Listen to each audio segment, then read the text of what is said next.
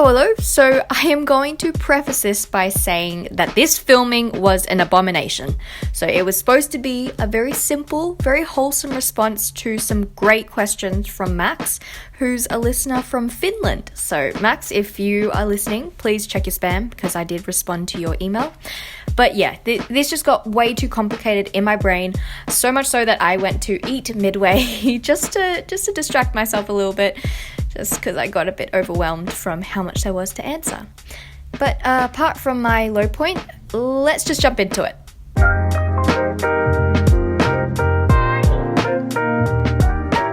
Hey everyone, welcome back. So I am really excited today because this is our first Q&A, or first me responding to listeners' queries and questions on this podcast, which is insane, and I'm glad that we are starting this because we have received very interesting and very thought-provoking questions from a wholesome being called Max from Finland, which is really incredible, first of all, that you are listening way over there you're enjoying your summer and I assume warm days while I am staring at a cloud that is about to rain any second now. So thank you for sending me emails. I really welcome any sort of emails. Maybe refrain on the hate mail if you have the inclination to do that. Maybe refrain on that. But critiquing, I love. Or these sorts of queries where you just want to know more or want to really dig deeper into concepts that I really haven't, dug deeper into. Or just questions like, hey, I've listened to episode 4 and you brought up this idea and I'm just a bit confused by that.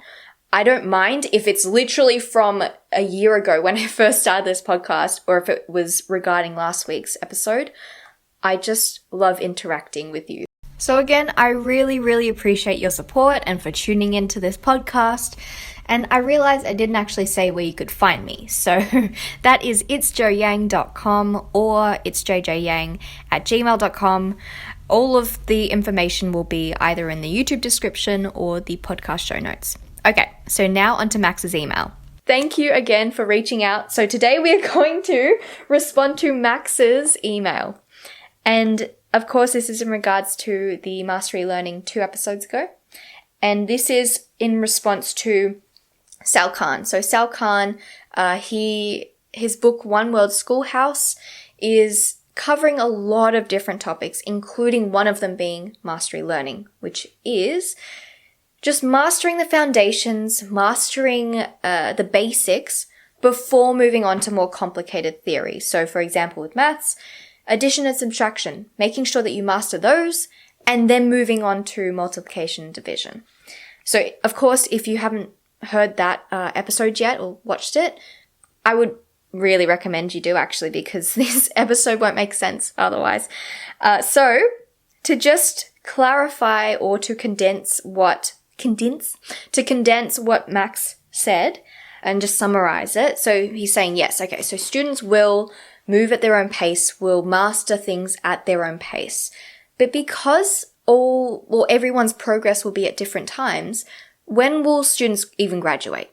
When will they graduate? Because does that mean that they need to meet a certain level of mastery before they graduate? And already my brain was exploding because I'm like, great questions. Didn't even think of that. So will they need to master preset subjects before they can graduate? And what would happen to a student who takes years upon years to master a topic that on average can be mastered within, say, 2 terms? What happens then? Will they be held back? So, first of all, again, these questions are insane. I love them. And I was responding to these as if it was like an essay prompt or extended response because I just didn't think of this. And I was trying to be like, oh yeah, you know what? No, I need to redraft that. That doesn't hit the right, it doesn't answer his questions. And I realized that this is such a convoluted topic. So it turns out it's so convoluted that I tried filming, then I rambled a bit after that, then I scrapped that, then I refilmed, then I got really stressed out because I wasn't making any sense, and then I had a snack to feel better. So, yeah.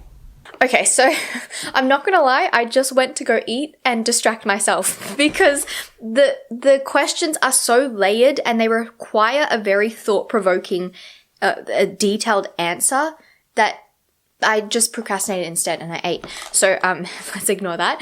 I am back and it's just so hard to answer this because I was thinking, Joe, why are you so tripped up on this? Why is this so hard for you to answer? And I realized it's because I'm imagining mastery learning to not be applied into the system that we have right now, but the future and what will be required in the future.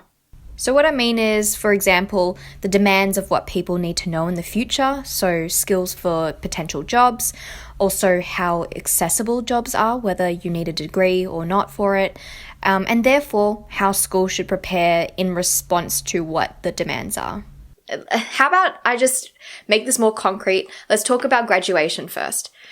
Graduation is such a construct. The more I thought about it, the more I found graduation to be quite entertaining and quite random. Because essentially this is saying at a preset age, at 18, we have decided that at this age you need to demonstrate a fundamental grasp of these subjects that you have chosen. And for what benefit? So I was trying to think, what is the point of graduation? And all I could come up with, and all that really exists for graduation and that end of year or year 12 mark or whenever you graduate, is solely for entrance into university. That is the only reason why you would need such a thing. Because if you don't have a need for university, then you don't need a year 12 mark. And graduation is technically this abstract concept that you do not need to meet unless if your future requires something academic, like to be within a university or an academic setting like that. Not to say, of course, that life isn't academic. That's another topic. But the whole reason why graduation exists is to appease another system, which is a university system.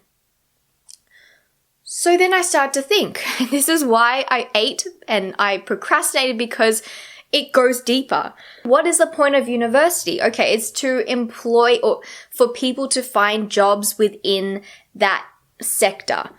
But what we're finding, at least now and onwards, is sometimes we don't even need a degree to get the job that we want. Of course, there are exceptions. I will go into those. But for most part, things like tech, sure, there is a degree regarding that, but places like Google, like Microsoft, are offering their own curated courses that will lead, people going in to a job at the end, so that they completely bypass this system of university.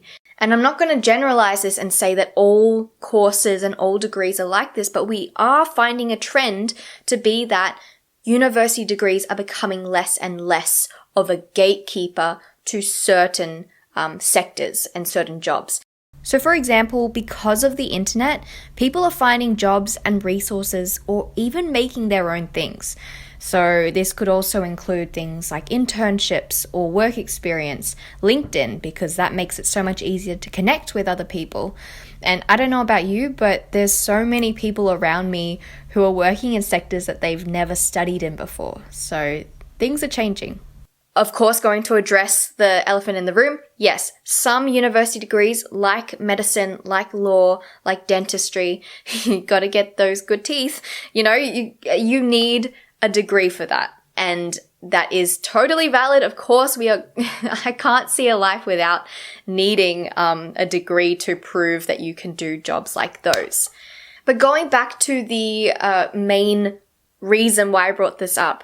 So if this is what the future looks like, then that will impact the validity or the necessity of year 12 exams and graduation, which will then impact whether we can include mastery learning in the curriculum or not. Because if the point of year 12 graduation is to get a university degree, can you see how this is very existential, but can you see how in a world like that mastery learning is actually feasible, because now students won't be graduating to meet a certain standardized curriculum, right? They won't have a certain criteria that they need to all meet.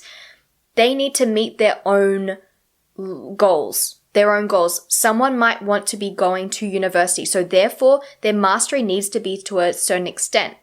However, for someone graduating who wants to go to, say, a practical learning center like a TAFE, well, then their mastery would be completely different. Maybe they need to master something that's more hands-on, whereas someone who, wants to go for a job that doesn't require a degree, also that's still academic, but just not university. Oh God, my brain is shutting down. It doesn't require a university degree. Say if it's a marketing job or something like that, then the person will need to master the marketing fundamentals to apply for a job like that straight out of school. And that, this stuff is possible. I think it seems very crazy right now, but I know for a fact it's going to be quite common in the future where we can bypass university. So going back to Max's question, and I know I've done a huge 560 degree just back and forth. But if we are going to talk about when will students graduate, in a system, in a society, it will be when they are 18, whenever year 12 is. In terms of mastery, the school I would like to see and the future that we're heading towards is that students do not need a standardized criteria in order to graduate, because this factors in that students are all very unique beings. They don't have to do amazingly at every section in their life. They don't have to master maths and they don't have to master geography if they don't want to. Sure, there needs to be a fundamental or a foundational knowledge so that they can succeed and excel in life. It's not going to hinder them in any way. But to ask for mastery of a student, it means that they can see that there is a point in mastering a subject. So mastering a subject is optional. That's what I imagine in a school. It's you can choose what you want to do. You can choose the subjects. You can choose that you are interested in this particular area and you choose to master in that. Anything that you learn will be mastery based. And I think that goes back to my idea that if we are going to learn anything, if we are going to learn for university or for TAFE or for your own personal interest, you want to master the foundation so you do not trip yourself up later on. And as 2 episodes ago, you will not hit a wall. You will not have switched cheese learning because whatever you chose to master in, you have mastered. Also, this isn't to say that students will have zero knowledge in the things that they don't choose to master in, just less mastery than what they're interested in. So if you're thinking something along the lines of, oh, what if they're disadvantaged? Don't worry, I got you. So let's discuss it now. Mastery learning is personalized to that learner. One wants to master in geography, the other wants to master in a language. Whatever they choose to do, I know that there might be the doubt in your head, like, well, if they choose to only master in one, won't they be so limited in other aspects? In response to that, and as I said in the email, I said, we need to answer this question. If I was a principal, if I was a teacher, I would need to answer this question first. Can this student, with the skills that they have and the knowledge that they've learned in school, can they participate and thrive in society?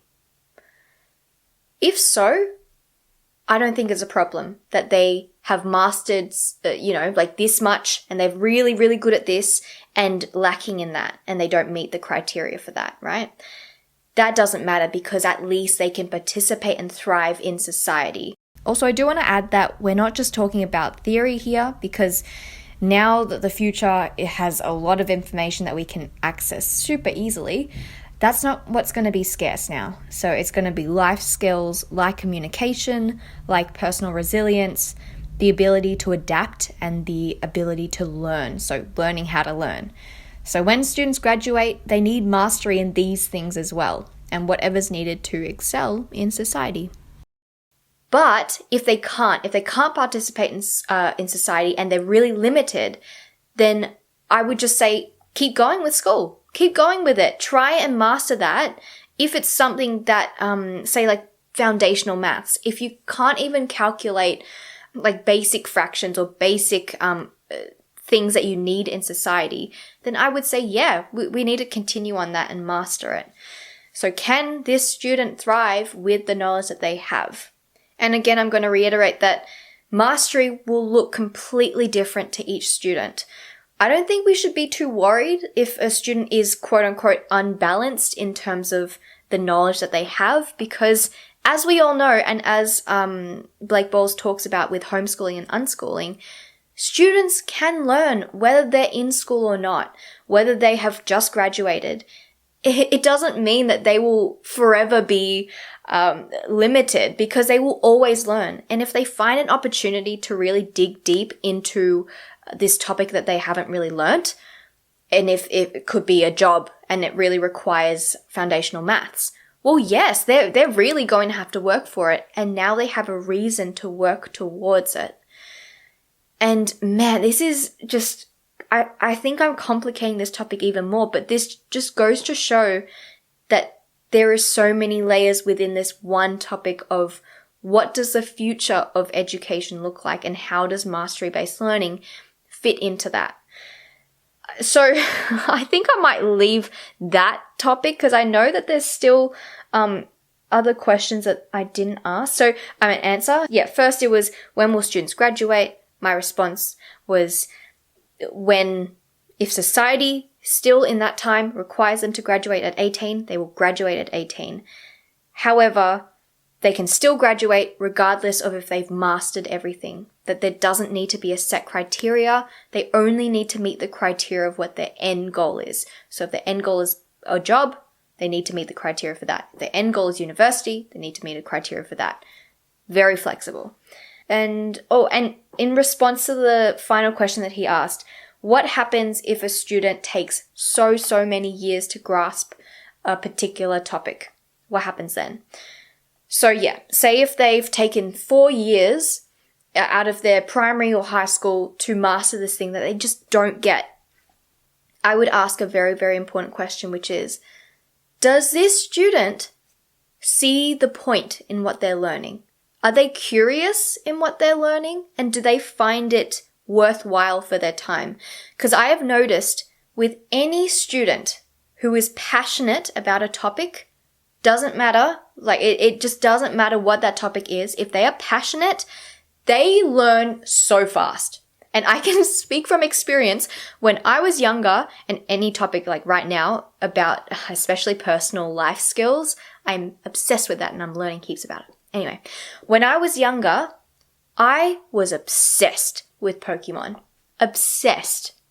If I was to master in the subject of Pokemon, I would have flown through. I would have been able to say, yep, this Pokemon evolves in this level, and you need that potion for this, and you need... So I learned so quickly for this game because I had a genuine curiosity for it. Funnily enough, this goes back to the very first episode talking about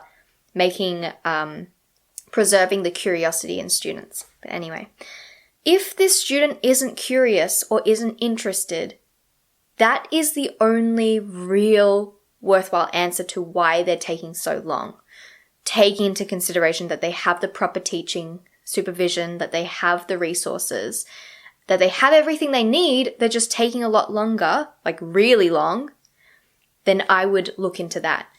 If it is something that they are interested in and they're really struggling, then yeah, I would need to change the module. I would need to do something.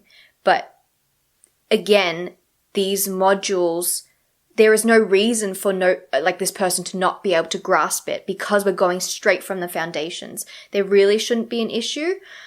But again, there is always an exception. So I'm actually interested to see how that would happen. But for the most part, the student's just not interested. They don't have a genuine inclination for this. So I would say, yeah, let's just leave it for there. If you have the foundations, let's leave it. Let's go to what you're actually passionate in. And let's find a way that what you're passionate in can link to the thing that you're not so good at. Thereby making it a reason for you to master that foundations. Reinsert that curiosity, reinsert that playfulness, so that you can excel in that by supplementing it with something you like. So I just am unsure whether that even made any inclination of sense. I think I need to eat more. But anyway, I hope, Max, to you, that this at least answers something. Answers something that you were asking about, and that maybe my email would make more sense, actually, my response to you. But I will say, for that, I will leave. My brain is dead. I will see you next time. Bye.